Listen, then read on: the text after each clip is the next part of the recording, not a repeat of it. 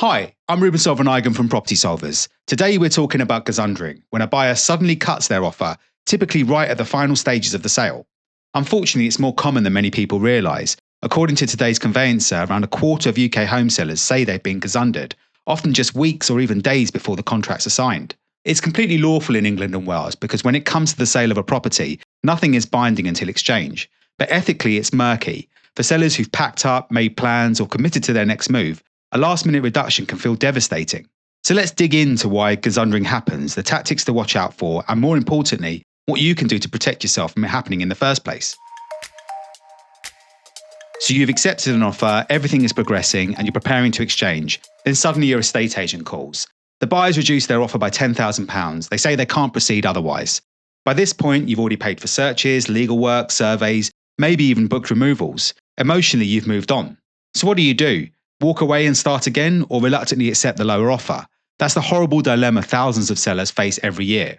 Gazundering tends to appear more often when the market slows, when mortgage rates rise, or when buyers feel like a reduced price is justifiable, to them anyway. And when buyers feel like they hold leverage, some will try to use it.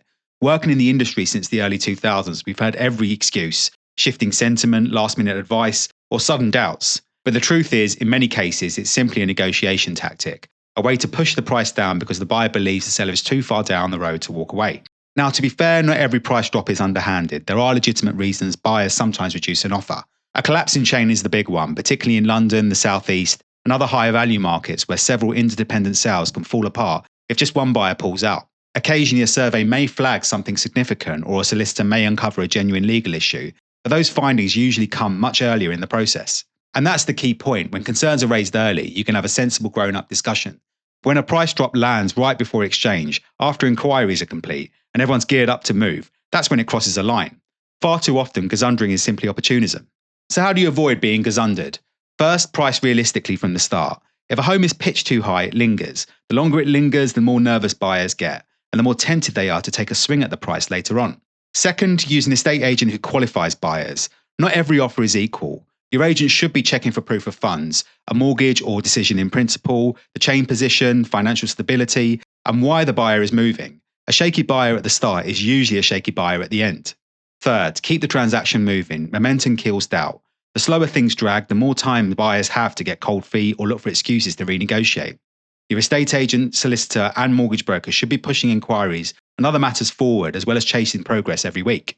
Fourth, be upfront about any issues. If you know about damp, old wiring, roof work, or planning quirks, say it early. Most renegotiations happen when buyers feel blindsided.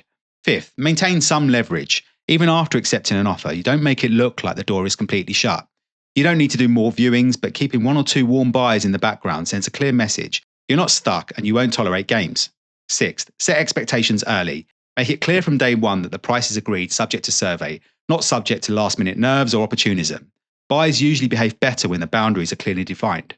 And finally, be cautious of fragile chains. The weaker the buyer's change, the higher risk of wobbling, and the more likely someone is to renegotiate under pressure. Chain-free or buyers with a strong sale behind them dramatically reduces the chances of gazundering. But there's another piece of this that doesn't get talked about enough. Some of the worst gazundering actually happens in the fast sale and cash buying industry. And I say that as someone who runs a professional cash buying company. Property Solvers has been operating for over 20 years, and in that time we've seen some genuinely questionable behaviour in this space.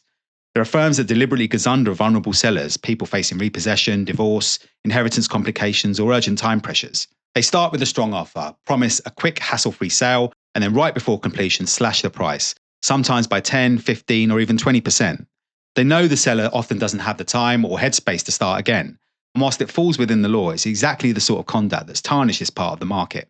At Property Solvers, we operate differently. We're members of the Property Ombudsman, the National Association of Property Buyers, and also NAEA Property Mark. And as an established firm with hundreds of reviews behind us, we protect our reputation, which means no last-minute tricks and no pressure tactics. We make transparent, evidence-based offers from the start. We very rarely change those offers. The only time we adjust is when something major wasn't disclosed, structural movement, or serious legal defects, for instance. And even then, in 20 years, it's been extremely rare. However, in the large majority of cases, we spot these issues very early. That gives our sellers options using our own auction service, for example, where we can move the property into a competitive bidding environment and often drive the price up.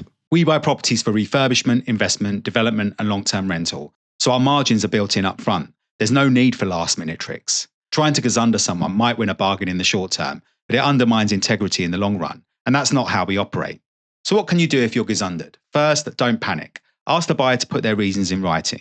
If it's supported by a survey or genuine valuation concern, take a moment to assess whether a small renegotiation is fair. Sometimes a compromise, meeting halfway, undertaking some works to the property, adjusting dates, or including fixtures and fittings, can keep the sale moving. But if it's clearly tactical, hold firm. You'd be surprised how many buyers backtrack once they realise that you're not playing along. And remember, they've invested money too. Searches, surveys, solicitor fees. Walking away hurts them as well. If you have the flexibility, don't be afraid to relist. You can often secure a more committed buyer very quickly. The bottom line is that gazundering isn't new and it's unlikely to disappear anytime soon. But understanding how it works and taking the right steps can dramatically reduce your risk. The good news is there are ways to avoid it completely. If you sell through auction or through a guaranteed fast sale route like ours, the price becomes fixed the moment you accept. No last minute games, no revised offers, no nasty surprises. At Property Solvers, we buy directly with cash, completing in as little as 7 days or on a timeline that suits you. And once we've agreed a price, we stick to it. If you're worried about gazundering and want a fast, transparent, stress-free sale, visit propertysolvers.co.uk. A big thanks for watching.